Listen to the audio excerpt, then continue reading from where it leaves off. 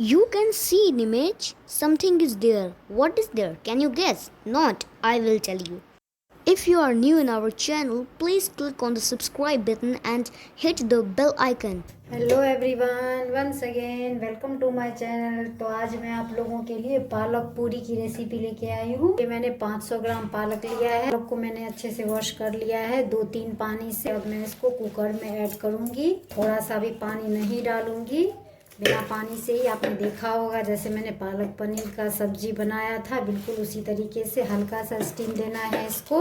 ये हम इसको गैस पे रख देते हैं। तो ये आप देख सकते हैं पालक में मैंने पानी नहीं डाला था, क्योंकि ये पानी डालने से काला पड़ जाता है। ये हरा हरा ही है। ये बिल्कुल अच्छी तरीके से हम लोगों का पक भी गया है, ये आप देख सकते हैं। फिर ठंडा करके ग्राइंडर जार में ग्राइंड कर लेते हैं। मैंने पालक को ऐड कर दिया ग्राइंडर जार में। इसमें मैं 1 टीस्पून के बराबर गोटा धनिया डाल रही हूँ। ये 4 से 5 छोटा छोटा अदरक का टुकड़ा है, वो मैं इसमें ऐड करूँगी। 4 हरी मिर्च मैंने ऐड कर दिया है, और ये 6 से 7 लहसुन की कलियाँ वो मैं इसमें ऐड करूँगी। थोड़ा सा धनिया लिया है, आप देख सकते हैं इसको मैं तोड़ करके इसमें डाल दूंगी।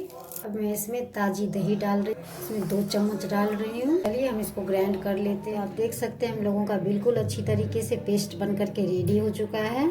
250 ग्राम आटा लिया है, 1 टीस्पून के बराबर नमक डाल रही हूँ। तो ये 2 टेबल स्पून बेसन है, 1 टीस्पून इसमें साबुत जीरा डाल रही हूँ। अभी मैं इसमें 1 टीस्पून गरम मसाला का पाउडर डाल रही हूँ। 2 से 3 चम्मच रिफाइंड ऑयल डाल देते हैं। इससे हम लोगों का पूरी जो है वो बहुत ही ज्यादा सॉफ्ट बनेगा। पहले इसको हाथ से अच्छे से मिक्स कर देंगे। देखिए ये हमने बिल्कुल अच्छी तरीके से मिक्स कर लिया है। अब हम इसमें एक बार में नहीं डालेंगे, बस थोड़ा थोड़ा डालेंगे।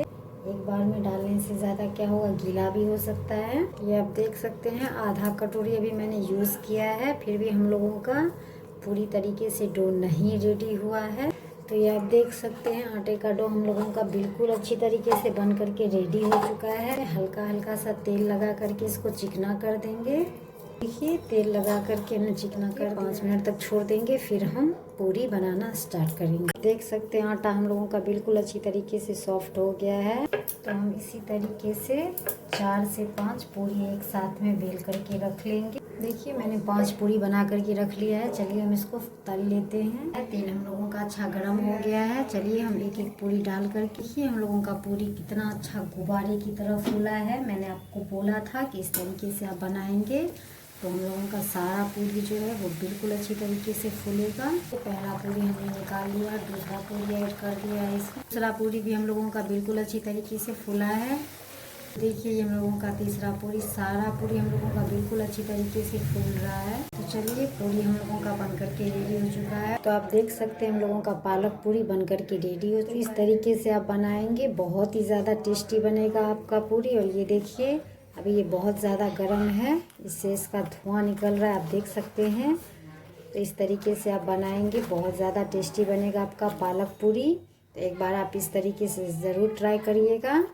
तो अगर मेरी रेसिपी आप लोगों को अच्छी लगती हो, मेरे बनाने का तरीका आप लोगों को अच्छा लगता हो, तो मेरे वीडियो को लाइक दें, चैनल को सब्सक्राइब करें एंड ज़्यादा से ज़्यादा शेयर करें। Thank you for watching my video. देखिए सारा पूरी हम लोगों का बिल्कुल अच्छी तरीके से फूला है और सॉफ्ट भी उतना ही ज़्यादा है।